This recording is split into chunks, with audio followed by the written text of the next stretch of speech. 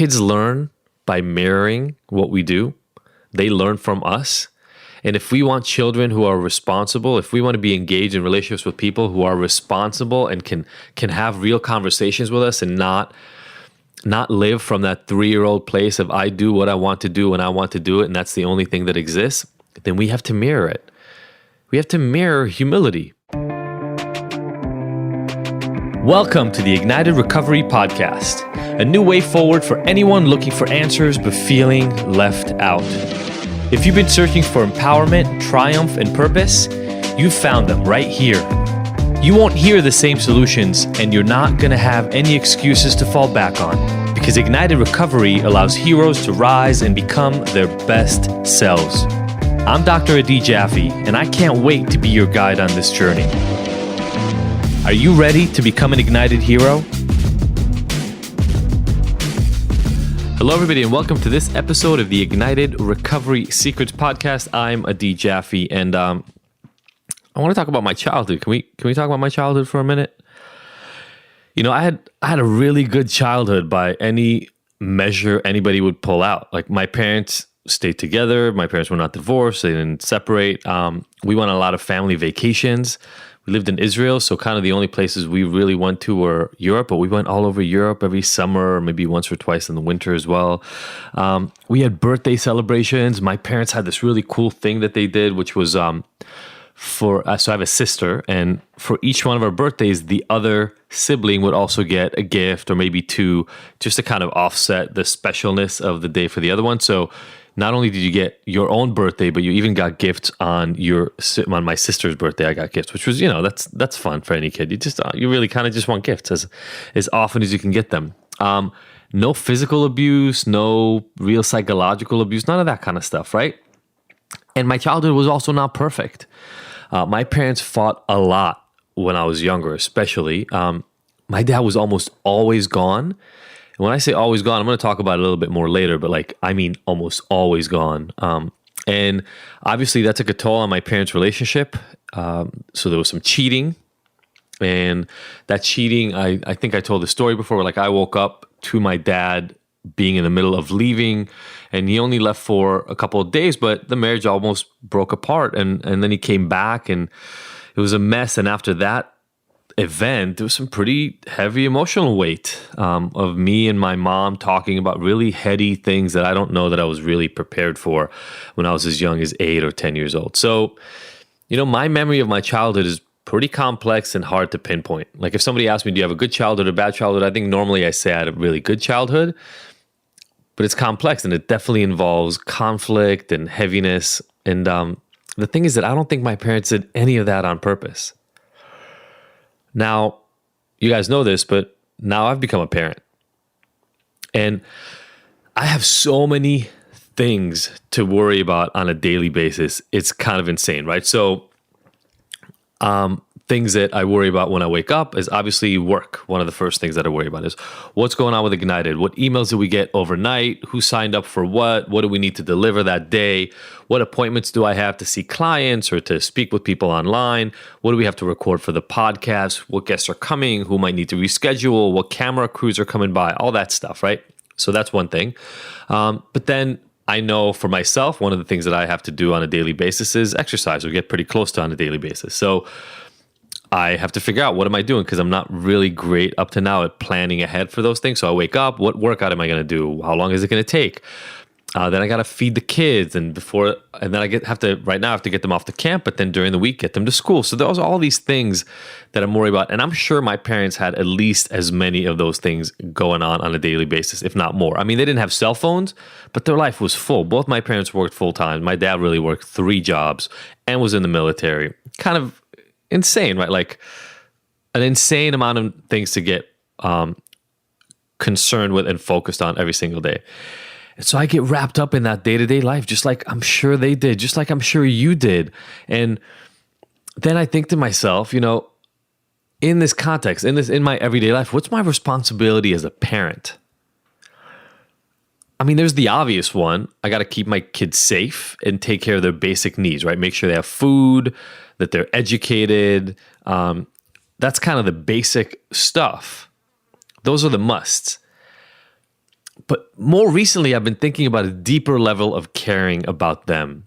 And I think this applies to all of our relationships as we move forward in life. And that is, how do I make sure that when my kids look back at their childhood, they have memories that make them feel good, make them feel secure and happy, even in the face of the challenges they have and the challenges that I know they're going to continue to face. I mean, look, essentially everybody I work with, present company included, by the way, right? Including the work that I've done on myself, talk about their childhood as one of the primary things that they have to get over, one of the primary things they have to resolve, to analyze, to figure out in order to have a great life now. So I'm kind of doing this a little bit to help my kids in the future by trying to understand how what I do now will relay back to them. Because I remember some certain specific events when I was a kid, like a vacation we took to the Netherlands, and we went to this place called Madurodam, which is like right outside of Amsterdam. There's this little like miniature world that they created. All these little Disneyland has a similar thing now here, but like they took cities around the world and created little miniatures of them, and you get to walk within it and around it and watch it. And so I remember some specific moments like that, but over the big moments, I have a general sense of what my childhood was like, and the same with my clients. And so how do I get my kids to have a general sense of their life where they were happy, they felt good, they felt secure? And I think that it's important to consider this when we think about how do I do that, from a few different angles. And one of them is your everyday life. How do you do that in everyday life? And then how do you do it when your kids are challenging? And then, maybe most importantly, how do I do that when I make mistakes? Now I'm going to use kids as the kind of starting point for these conversations, but I actually think that this applies to all of our relationships. And I'll make that point again later, but even if you don't have kids, I think you'll see that this applies. So like everyday life. I said my childhood was pretty happy, and we had a good time. I played with friends. I had a lot of friends in my neighborhood. I went to school right in my neighborhood, so everybody lived there. We walked around safely. There was nothing to worry about. When it came to my parents, one of the things that I realized now, having grown up, is I developed different relationships with my parents based on how much time they spent with me. Like my dad was gone all the time. Now, let me explain what I mean by all the time, because some people say, my dad was gone all the time, and they mean they only saw him every morning. I saw my dad for a couple of hours every Saturday morning, and that was it, other than family vacations, essentially until I was about 14 or 15 years old. I'm not exaggerating. I'm not saying this to prove a point. My dad worked initially 2 jobs and was in the military and essentially full active duty, which meant that a lot of times he would spend a whole week out of every month completely gone, but then he would work these 2 jobs to support us the rest of the time. He then eventually opened up his own clinic, which meant he actually worked 2.5 jobs. He would leave before I would wake up in the morning. He would get home after I would go to sleep. Saturday mornings, he would make us breakfast, and that was kind of it. My mom worked full-time as well once she kind of went back to work after having me.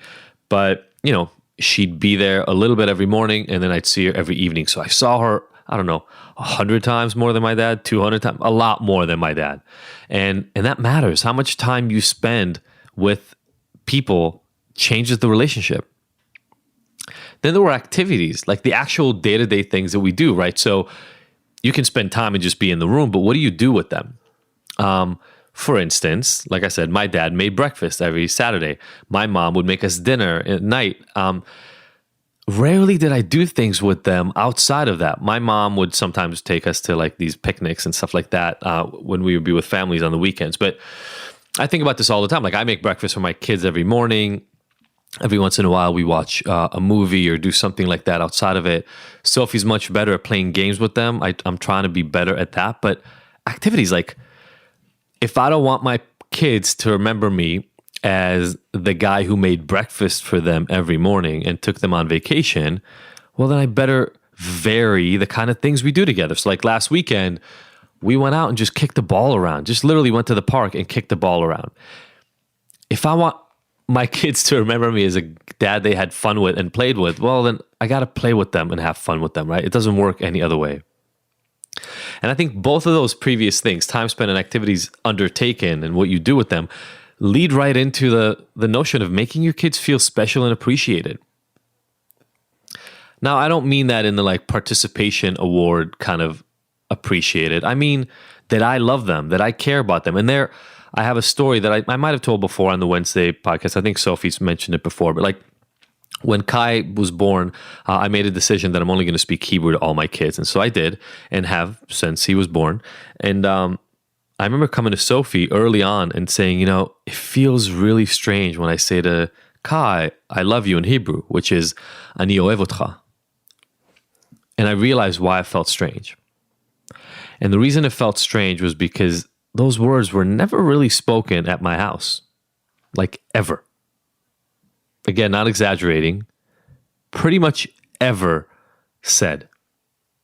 That's strange to me now because I say it to my kids every single day, but I didn't say it to my mom back. It was never said to me. I definitely never said it to my dad until much, much later in life. So it felt weird. And I would argue that that's one of the ways that you make somebody feel special and appreciated. Now, my parents loved me. That's not the question. But what do I do to make sure that my kids know that I love them and that I hold them as special and that they're appreciated? So to me, that's how we really focus on everyday life. But it's, everyday life is the mundane. What happens when my kids are challenging? I was a punk growing up. Like, nicest kid ever until I was about 8 or 9. And I think maybe then because of the cheating and my dad leaving, etc., I started becoming really rebellious. So what do you do when your kids act out? Well, for me, one of the things that really matters here is putting in and maintaining consistent boundaries. I got to say, I had no boundaries when I was a kid. Like essentially no rules. Again, my parents were not home the vast majority of the time. So it was me taking care of myself. We had babysitters and nannies when I was younger, but like after a certain age, I was taking care of myself. I would even pick my sister up at the bus that dropped her off from her own school because she went to a different school. In Israel, there's this phrase that happens to kids a lot, and that is they'll fix you in the army. The idea is you can be as wild and raucous as you want growing up. You get to the military, they'll make sure that you know how to be disciplined. And the only problem is my parents therefore didn't really instill many, many boundaries and definitely didn't have to enforce them. And then I wasn't in the military because we left Israel before I had to go to the military. So nobody ever did that for me. And when you have no rules growing up, there's inconsistency, there's unreliability. You don't know what you can and can't do. So not only do you kind of get to do whatever you want, which means you can sometimes get into trouble because nobody told you what is okay and what is not, but it goes actually beyond that. You can do something and totally get away with it one day because there's no rules around it. And then you can do the exact same thing, engage in the exact same behavior a week later, a month later, 2 weeks later, a year later, and get into trouble because your dad's mad, your mom's mad. Somebody feels like in that moment what you just did was wrong. But there's no consistency, so you don't know what's right, what's wrong, when is safe, when isn't safe, and it creates a lot of anxiety. And along with that comes the second part of what happens when kids are challenging, because you got to have boundaries and you got to put them in place and you got to be consistent, but you also have to communicate clearly and explain situations to kids when they mess up. Look, I fall into this a lot, and my parents for sure did it all the time. But how many of us say to ourselves, to friends, to kids if we have them, it's just the way it is. This is how I am, or do it because I said so. Well, that's nice, because it's easy and it's quick in the moment. But the problem is that it communicates a lot, which is don't worry about it. This is on a need to know basis and you don't need to know. You're not important enough for me to spend the time and explain it to you. Or maybe I don't trust you enough. I don't care enough about you to explain this to you. And so I really actively try to work with my kids on sitting them down and saying, hey, this is what happened. This is how I see it. This is how this came across or bumped into some of the rules and boundaries that we have. And here's what's going to end up happening now. And what ends up happening now a lot is some consequences. And here, I think it's important to understand the role of punishment and some alternative ways of looking at it. I'm not big on punishment. Punishment is making somebody feel bad as a result of what they did. Like doing something to them that is painful or uncomfortable, right? I'm much bigger on the idea of removing rewards.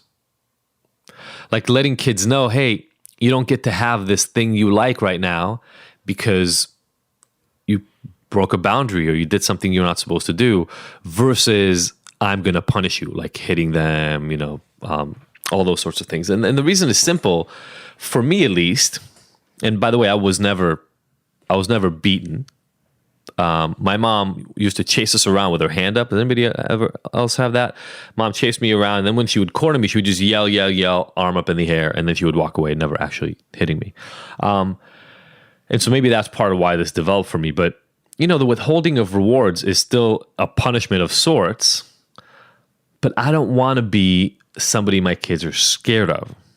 I don't know that I'm succeeding in that because I'm definitely the more disciplinarian parent in the relationship, but I know that when you punish somebody, you make them afraid of you. That's the idea. If you do this again, you might get hurt in this way.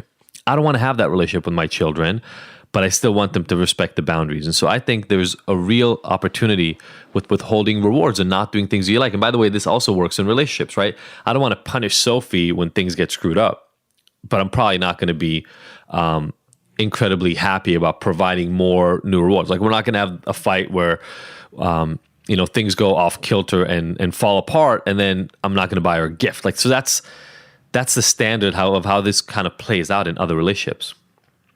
Now, I already said this, but another important point that I think we have to cover here, along with, what do you do in everyday life to reinforce what the relationship is like in the future?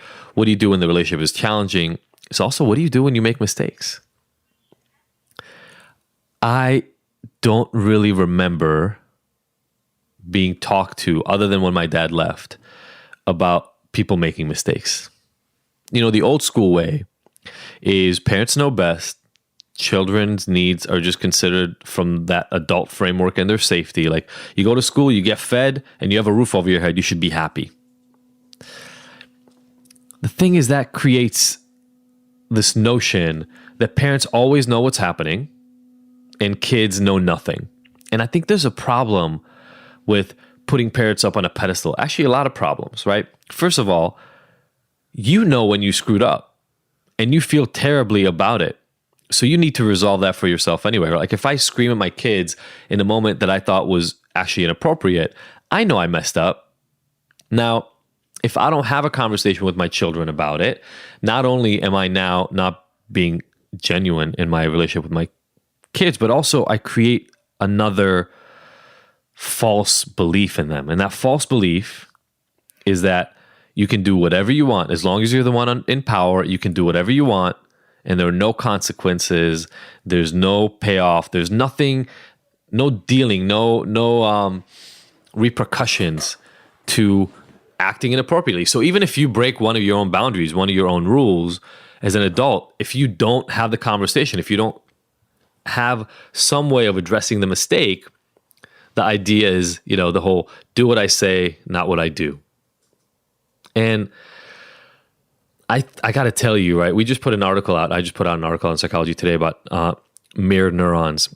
And kids learn by mirroring what we do. They learn from us. And if we want children who are responsible, if we want to be engaged in relationships with people who are responsible and can have real conversations with us and not live from that 3-year-old place of I do what I want to do when I want to do it, and that's the only thing that exists, then we have to mirror it. We have to mirror humility. Otherwise, your kid is never going to get it. You have to show to your kid, hey, you know what? I yelled earlier, and that's not what I want to do. That wasn't my best self. You still broke the rule, and I'm still withholding the reward, but I shouldn't have yelled, right?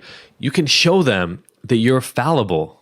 That's a good thing because you want a child who can have flexibility and real intimacy and real conversations in relationship.